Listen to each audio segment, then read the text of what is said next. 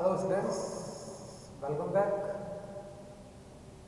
हम इससे पहले डिस्कस कर रहे थे टेक्निकल कम्युनिकेशन के अंदर की speaking. What is the speaking, कि स्पीकिंग होती क्या है, स्पीकिंग को किस तरीके से हम अच्छे से बेहतर कर सकते हैं। स्पीकिंग जो स्किल्स है, how we can improve in speaking और skill, what is the speaking process, कि हम बोलने को किस तरीके से और ज़्यादा पॉलिश कर सकते हैं और हमारी कम्युनिकेशन के अंदर स्पीकिंग को किस तरीके से और ज़्यादा इफेक्टिव बना सकते हैं। तो हमने बात की थी कि इंग्लिश, हम particular we are talking about the subject language the English के बारे में बातचीत कर रहे हैं। तो स्पीकिंग के अंदर हमने देखा था कि इंग्लिश बोलने के लिए इन यूके में अंदर और यूएसए दोनों में अंदर के अंदर बोलने के लिए हमें कुछ फोनेटिक्स का नॉलेज होना जरूरी है। And what is the phonetics, phonetics क्या है, ये हमने पहले वाली क्लास के अंदर डिस्कस कर चुके हैं। Let me repeat it once again, एक बार फिर से कुछ तो रिपीट करता हूँ कि 26 letters are in English and it is divided in 5 vowels and 21 consonants. की 26 लेटर्स जो है इंग्लिश के, इनको 5 वॉवल्स एंड 21 कॉन्सोनेंट्स के अंदर डिवाइड किया गया है। But we are talking about the phonetics. जब हम फोनेटिक की बात करते हैं तो फोनेटिक्स एक ट्रांसक्रिप्शन है। फोनेटिक्स इज अ ट्रांसक्रिप्शन, यह ट्रांसक्रिप्शन है ऑफ द साउंड। किसका है ये साउंड का ट्रांसक्रिप्शन होता है, which is provided by IPA, जो कि हमें प्रोवाइड करवाता है IPA, means international phonetic association. तो ए जो है, uh gives 2 type of definition, uh की 2 टाइप की डेफिनेशन है, international phonetic association and other is alphabet. तो ये जो अल्फाबेट्स हैं यही हमारे फोनेटिक्स होते हैं। फोनेटिक जो ट्रांसक्रिप्शन है यह एक्चुअली में किसी लैंग्वेज में किसी लेटर का साउंड नहीं है, लैंग्वेज का ट्रांसक्रिप्शन नहीं है, but this is the transcription of a sound. यह एक साउंड का ट्रांसक्रिप्शन होता है, यह हमने पढ़ा था। और हमने यह भी देखा कि इंग्लिश की बात करते हैं तो there are 26 letters in English but it makes 24 sounds. कि इंग्लिश के अंदर 26 लेटर तो है, लेकिन ये 26 लेटर्स जो है यह 44 साउंड्स बनाते हैं। And these 44 sounds are divided in also 2 parts, और इनको 2 पार्ट में डिवाइड किया गया है। ये जो पार्ट्स हैं इसके क्या है, there are 5 vowels out of 26 letters. 26 letter के अंदर 5 वोवल्स है, but these 5 vowel makes totally 20 sounds. ये कितने साउंड बनाते हैं, 20 साउंड्स बनाते हैं। And the remaining for 21 consonants में ऑलमोस्ट 24 साउंड्स। 21 जो कॉन्सोनेंट्स बचे हुए हैं, ये 21 कॉन्सोनेंट्स 24 साउंड्स बनाते हैं। And 20 and 21 is equal to 44 sounds. That's why we say that there are 26 letters in English, but these 26 letters make all the 44 sounds. और यह जो 26 letters है यह 44 sounds बनाते हैं। और अमेरिकन हो या फिर ब्रिटिश, मीन्स ब्रिटेन की जो लैंग्वेज की बात करते हैं, आप अगर इंग्लिश, अमेरिकन इंग्लिश पर सीखना चाहते हैं, मतलब एक्सेंट को, अगर आप यूएसए के एक्सेंट को बोलना चाहते हैं या फिर आप यूके के एक्सेंट को बोलना चाहते हैं, तो हमें इन 44 साउंड्स का नॉलेज होना बहुत ही जरूरी है। All we have discussed all these 44 sounds in your first semester. आपके फर्स्ट सेमेस्टर के अंदर, फर्स्ट ईयर के अंदर हमने 44 साउंड्स को पहले ही क्लियर कर चुके हैं। आपको केवल इनको वापस रिपीट करना है, इनको आपको फिर से देखना है। फिर से अगर आपको समझ में नहीं आए then you can ask me again, आप मुझे पूछ सकते हैं। और until you follow all the 44 sounds you can't speak in accurate UK manner and USA manner। जब तक आप इन 44 साउंड्स का अच्छे से ये ऐसे नहीं देखोगे, इसे नहीं आप ड्रिल करते हो, तब तक आप यूके और यूएसए के मैनर में नहीं बोल सकते। तब तक हमारा इंडियन मैनर ही आएगा स्पीकिंग के अंदर।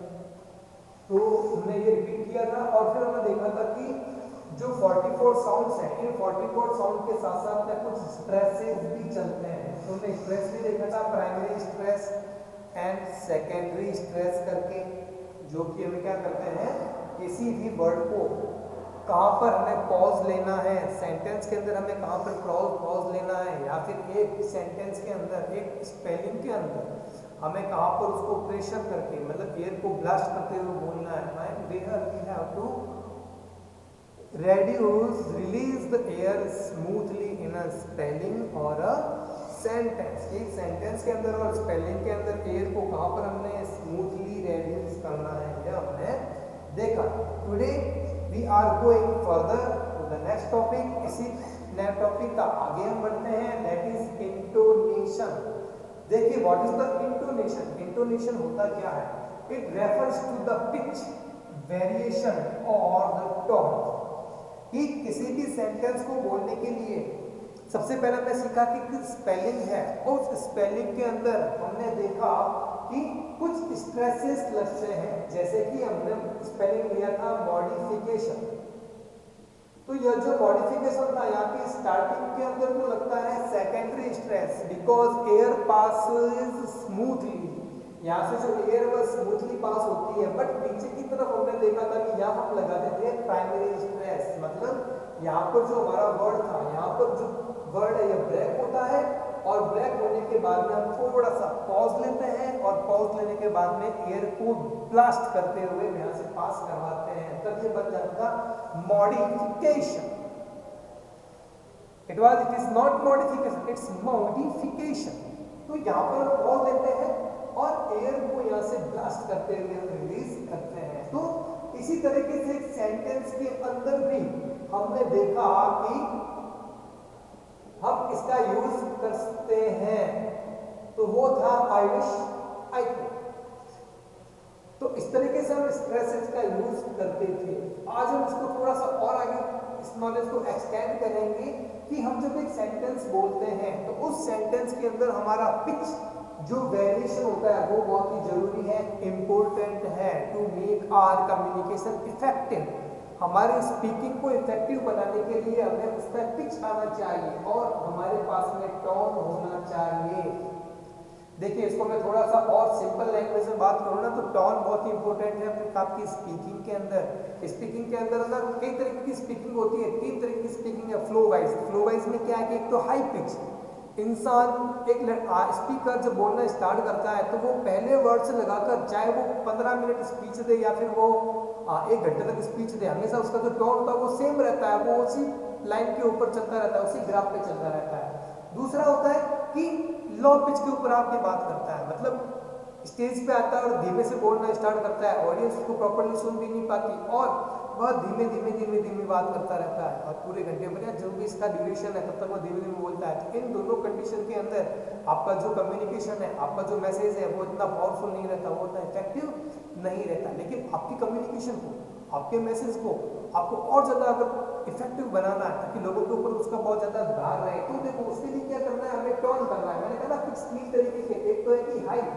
ऊपर की तरफ टोन जा रहा है, सेकंड मैंने छोड़ दिया था, थर्ड मैंने बताया कि नीचे की तरफ बंदा धीरे धीरे बोल रहा है। बट जिसका third and the most important effective जो कम्युनिकेशन का तरीका है दैट इज टोन। आपकी जो टाउन है वह अप एंड डाउन जाती रहनी चाहिए, इस तरीके से चलना है जिससे सांप चलता है। आपकी जो टोन है वह टोन केवल यूं नहीं कि सीधी ऊपर हाई पिच पे ही आ रही है, ऐसा नहीं है कि आपकी जो टोन है वो बिल्कुल लो पिच पे ही जा रही है। दोनों कंडीशन के अंदर क्या होगा, कम्युनिकेशन वो हमारा इफेक्टिव नहीं रहेगा, कम्युनिकेशन हमारा फेल हो जाएगा। और अगर हमारा जो टोन है, हमारी जो स्पीकिंग है, अगर वह इस तरीके से ऊपर नीचे होती हुई चलती है, इस तरह पैरेलल नहीं चल करके ऊपर नीचे होती है, तो हमारा जो कम्युनिकेशन है वो बहुत ही ज़्यादा इफेक्टिव होगा और इससे आपको जो रिजल्ट मिलेगा ना वो बहुत ही आपको पॉजिटिव मिलेगा। तो देखिए जो टोन है, टोन को हमने कैटेगरी किया है 2 पार्ट के अंदर, falling tone and rising tone, और हमें इन दोनों टोन को एक सेंटेंस के अंदर यूज करना होता है। अब देखिए सबसे पहले हम समझते हैं कि falling tone and rising tone होता क्या है, what is the falling tone and what is the rising tone. अब देखिए एक जो वर्ड होता है ना, उस वर्ड का एक मीनिंग होता है, उस वर्ड के मीनिंग का मतलब है कि आपने जो भी वर्ड बोला है तो उस वर्ड के साथ में एक मीनिंग अटैच्ड है, और वह जो मीनिंग है उसी मीनिंग को उसी वर्ड से हमें लिंक करते हुए बोलना होता है। एग्जाम्पल के लिए जैसे कि एक ऑडियंस है जहाँ आप खड़े हुए हैं और वहाँ पर वो ऑडियंस चिल्ला रही है, बहुत ही ज़्यादा शोरगुल कर रही है, तो अब आपको क्या करना है, उन ऑडियंस को चुप रखना है। तो आप चुप रखने के लिए आप वर्ड का यूज करते हैं कि शांत रहिए, तो वर्ड कैसा है, शांत रहिए, ऑडियंस चिल्ला रही है, और अगर आप उनको चुप करने के लिए यहाँ खड़े खड़े चिल्लाएंगे ना कि शांत रहिए शांत रहिए, तो हो क्या रहा है कि पब्लिक तो चिल्ला रही है, ऑडियंस चिल्ला रही है, और आप भी चिल्ला रहे हैं। आपके पास में वर्ड तो क्या है कि शांत रहिए, लेकिन आपने इस शांति वाले वर्ड को ही क्या कर दिया है, एग्रेसिव मैनर में चेंज कर दिया है। तो आपको शांत रहिए वर्ड खुद शांत है, तो इस शांत रहने वाले वर्ड को आपको शांति से ही बोलना है। पब्लिक चिल्ला रही है लेकिन आपको बोलना है शांत रहिए, क्योंकि वर्ड ही शांत है। शांत रहिए, पब्लिक भी चिल्ला रही है, आप भी चिल्ला रहे हैं, रिजल्ट नहीं मिलेगा। पब्लिक चिल्ला रही है और आप उसके सामने खड़े हो, बोलते हो कि शांत रहिए, आप अपने हाथों को करते हुए कहते हो कि शांत रहिए शांत रहिए। अगर आप इस तरीके से धीरे धीरे बोलोगे तो देखिए पब्लिक बिल्कुल, थोड़ा सा टाइम तो लगेगा बट वो बिल्कुल शांत हो जाएगी। आपका जो वहाँ का साइलेंस जो इतना राइज हो रहा था वो बिल्कुल पिन ड्रॉप साइलेंस में कन्वर्ट हो जाएगा। ये होता है इफेक्टिव तरीका। और एक और एग्जांपल है कि आपको गुस्सा आ रहा है और आप अगर गुस्से के अंदर किसी को भी ढीले ढाले होकर के बोल रहे हो कि मैं मार दूंगा, सामने वाला छेड़ते ही चला जाएगा, रिजल्ट नहीं मिलेगा। और अगर आपको गुस्सा आ रहा है तो वर्ड गुस्से में, तो गुस्से में बोलना पड़ेगा कि मार दूंगा। अगर आप ऐसा बोलते हो कि मार दूंगा तो मजा नहीं आएगा, बोलते हो कि मार दूंगा, तो ये क्या कर रहे हैं, ये हमारे उस टोन को, जो जैसा वर्ड है उस वर्ड को उसी के मैनर में बोलना कहलाता है इंटोनेशन। जैसा वर्ड है वैसा ही बोलना है। गुस्सा आ रहा है, गुस्से का वर्ड है तो गुस्से में बोलना है, शांति वाला वर्ड है तो उसको बिल्कुल शांति से ही बोलना है। ये होता है इंटोनेशन। और ये इंटोनेशन को हमने डिवाइड किया है दो पार्ट के अंदर, falling tone and rising tone. Examples के लिए क्या है कि देखो, सबसे पहला एग्जांपल पढ़ते हैं फॉलिंग टोन में। फॉलिंग टोन में क्या है कि कुछ रिग्रेट है ना, या कुछ सौरो है, कुछ रिग्रेट है, कुछ सौरो है, या ऐसी बात है जो बिल्कुल हमें धीरे से बोलनी चाहिए, तो उसके अंदर आपके भाव है वो आ रहे हैं कि डल वाले, कुछ कुछ डल भाव है उसके अंदर, तो डल फीलिंग्स हैं, तो उस टोन को, उस सेंटेंस को, उस वर्ड को हमेशा हमें फॉलिंग टोन में ही बोलना है। जैसे कि I am well aware of my limitations. अब देखिए मैंने इसको सिंपली बोला है, इसमें हम बात करते हैं कि हाँ कुछ हो गया है या फिर कुछ होने वाला है या फिर कुछ है जो हमें नहीं करना चाहिए, और उसके लिए हम खुद बताते हैं कि हाँ मुझे पता है कि मेरे लिमिटेशंस क्या है। जैसे कि आप कोई वर्क करना चाहते हैं और उस वर्क के लिए करने के लिए लोग आपको सपोर्ट तो कर रहे हैं, लेकिन आपको पता है कि यार मैं इतना नहीं कर पाऊंगा, तो इस समय में हमारी जो फीलिंग्स है वो क्या है, डाउन है। तो हम उसमें वर्ड पे भी क्या बोलेंगे कि I am well aware of my limitations. हम उस वर्ड को बिल्कुल धीरे से बोलेंगे, I am well aware of my limitations, मुझे मेरी लिमिटेशंस पता है। अगर हम इसको ऐसा बोल देंगे I am well aware of my limitations, मतलब क्या है कि आप होशियारी के अंदर बोल रहे हैं, आपकी जो लिमिटेशंस हैं आपको पता है कि आप अनलिमिटेड है ना। I am well aware of my limitations means I am unlimited, but in the sentence I am aware of my limitations means मुझे पता है कि जेन्यून है मेरी लिमिटेशंस क्या है। Next, where do you come from, आप कहाँ से आए। अगर आप इस तरीके से पूछते हैं तो लगता है कि बिल्कुल अच्छे से मैंने में बात करते हैं। Where do you come from, आप कहाँ से आए हो, तो लगता है कि शायद आप झगड़ा कर रहे हैं। एंड बाय जॉन, अगर आप किसी को भी बाय करते हैं, विश करते हैं, तो क्या है वो पल कैसा है, सौरों वाला पल है थोड़ा सा, तो कहते हैं कि बाय जॉन, तो उसको ऐसा बोलना बाय जॉन, ऐसा करोगे तो मजा नहीं आएगा, bye John. Next, rising tone, अगर आपकी टोन है वो राइज करनी होती है, उसको हमें ऊपर अपग्रेड करते हुए लेकर जाना है। तो इसमें कर देंगे डू यू अग्री। आप किसी को भी पूछ रहे हैं तो देखिए पूछने में भी पूछने जैसा लगना चाहिए, पीछे की तरफ क्वेश्चन मार्क है, पीछे क्वेश्चन मार्क है, आप सामने में पूछते हैं कि आप सहमत हैं या नहीं है, आप ऐसा पूछोगे कि डू यू एग्री, मजा नहीं आएगा। लेकिन यहाँ पर जो है आप सामने वाले को एग्री करवाना ही चाहते हैं, इसीलिए आप पूछ रहे हैं कि क्या आप एग्री हो या नहीं हो। तो इसमें हमारी जो टोन होगी कैसे होगी, वो राइजिंग टोन होगी, rising tone do you agree, इस तरीके से हम इसे पढ़ेंगे। Next, shall I join you now. तो इन सब के दोनों सेंटेंस के अंदर हमें क्या है, हमें जो आंसर्स है वो कैसे चाहिए, यस आंसर्स चाहिए। और यस आंसर्स कब मिलेंगे, जब आपका जो टोन होगा वो बिल्कुल फिल्म होगा और वो टोन हमारा आपका राइजिंग टोन होगा। डू यू अग्री, क्या आप अग्री करते हैं, तो सामने वाला यस ही कहेगा। शैल वी गो नाउ, अब हम चलें, तो इसमें जो आपको रिजल्ट मिलेगा वो हमेशा पॉजिटिव ही मिलेगा, यस नहीं मिलेगा। शैल वी गो नाउ, धीरे धीरे बोलोगे तो लोग बिठा देंगे आपको, भाई 2 मिनट और बैठो, बाद में चलते हैं। और फिर भी बोलते हैं shall we go now, yes we answer. और दूसरा, किसी को भी हम धमकी भी देते हैं या बात भी करते हैं कि ऐसा हो गया तो ऐसा कर दूंगा, भाई ध्यान रखना इसका थोड़ा सा। इसके लिए कहता है if you do not turn up tomorrow, अगर आप कल ऐसा नहीं करते हैं, इस बात को जो आपको कहना है, अगर इस कैटेगरी की कोई बात है तो इसको हमेशा राइजिंग टोन में ही बोलते हैं। If you do not come, अगर आप नहीं आओगे तो इसको इस तरह, if you do not come मतलब क्या है कि थोड़ा सा हम डर जा रहे हैं। But if you do not come, अगर आप नहीं आते तो आई विल गो देयर, मैं ऐसा कर दूंगा, चला जाऊंगा। तो ये क्या है, यह हमारे राइजिंग टोन को दिखाता है। तो एक किसी की स्पीकिंग के अंदर हमारा जो टोन है, हमारा जो पिच है, वो बहुत ही ज़्यादा इंपॉर्टेंट है। आपकी जो पिच है वह बिल्कुल पैरेलल नहीं चलनी चाहिए। ऐसा नहीं कि आप सिर्फ एक ऊपर राइजिंग टोन की तरफ ही जा रहे हैं और आप फिर फॉलिंग टाइम की तरफ ही जा रहे हैं, ऐसा नहीं। आपकी जो टोन है वह वेरिएशन करती हुई जानी चाहिए। Falling tone down tone, falling tone down tone. और साथ ही साथ आपका जो नॉन वर्बल कम्युनिकेशन है, आपके आईज, आपके ब्रोज, आप हाथ से कम्युनिकेट करते हैं, अपने मीनिंग को और ज़्यादा एक्सप्रेस करते हैं, तो it makes our communication very effective. ये हमारी कम्युनिकेशन को बहुत ज़्यादा इफेक्टिव बनाता है। आपके लिए एक ही नया यहाँ पे ट्रांसलेशन लिखता हूँ। ये जो मैंने वर्ड लिखा है टुमारो, इस टुमारो का जो सही राइट प्रोनाउंसिएशन वो होता है टमारो। टुमारो का जो राइट प्रोनाउंसिएशन है, इसका फोनेटिक ट्रांसलेशन जो बनेगा वो बनेगा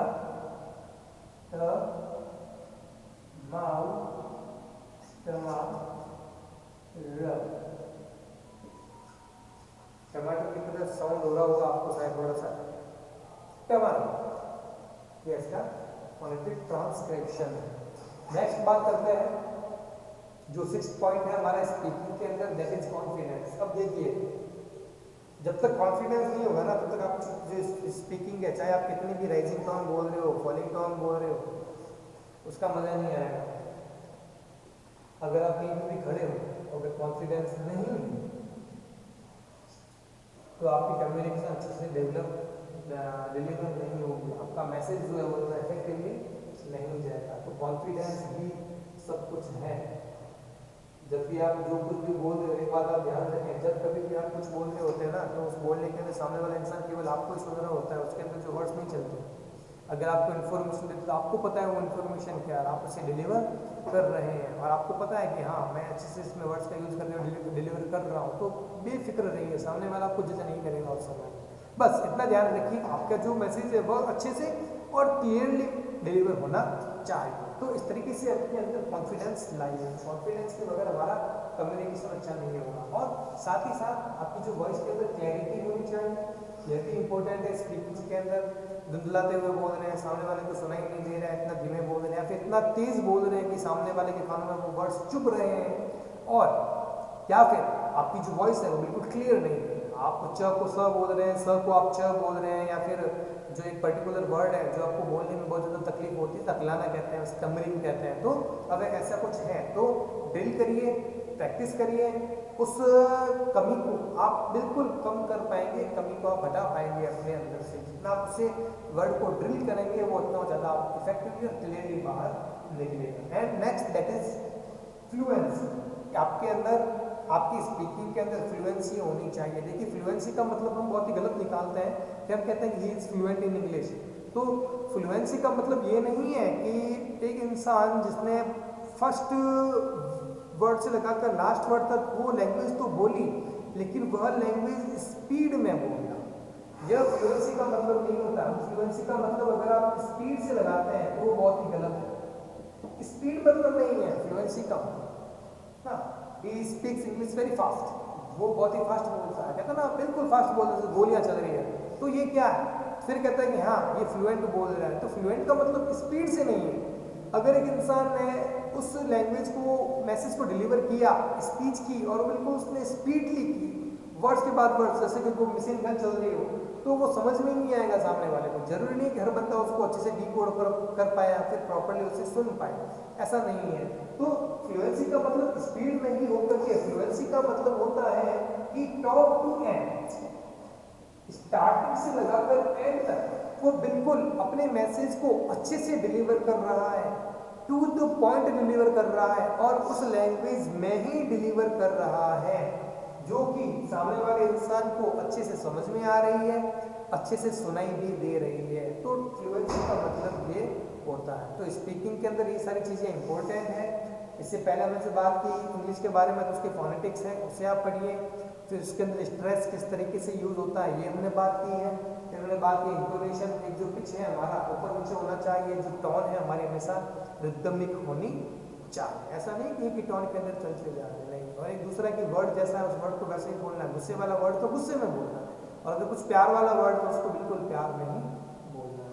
फिर आपकी जो टोन है वो कैसी होनी चाहिए, फॉलिंग टोन होनी चाहिए। पता होना चाहिए सेंटेंस फॉलिंग टोन का है या फिर राइजिंग टोन का है। किसी को भी आप रिग्रेट कर रहे हैं, किसी को भी आप दुख जता रहे हैं, बोल रहे हो कि यार मैं तो बहुत दुखी हुआ हूँ तेरी बात सुन करके, तो लग नहीं रहा कि दुखी हुआ है।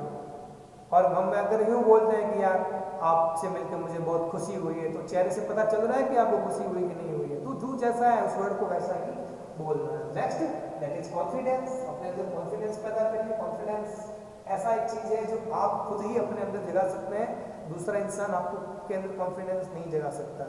ठीक है। Next that is clarity. Voice के ऊपर क्लैरिटी होनी चाहिए, आपकी स्पीकिंग में क्लैरिटी होनी चाहिए। नेक्स्ट फ्लुएंसी है, you must be a fluent. आपको फ्लुएंट होना चाहिए, फ्लुएंट बनिए। जब आप बोल रहे हो केवल आप ही बोल रहे हैं, आप ही को पता है कि आप क्या बोलने वाले हैं। तो दिमाग के अंदर कुछ ऐसा है कि लोग क्या सोचेंगे, क्या कहेंगे, ये आपको नहीं सोचना। पब्लिक क्या सोचेगी आपको नहीं सोचना, ये पब्लिक को सोचने दीजिए। आप तो बस ये सोचिए कि मैं यहाँ पर क्यों आया हूँ और मुझे क्या करना है।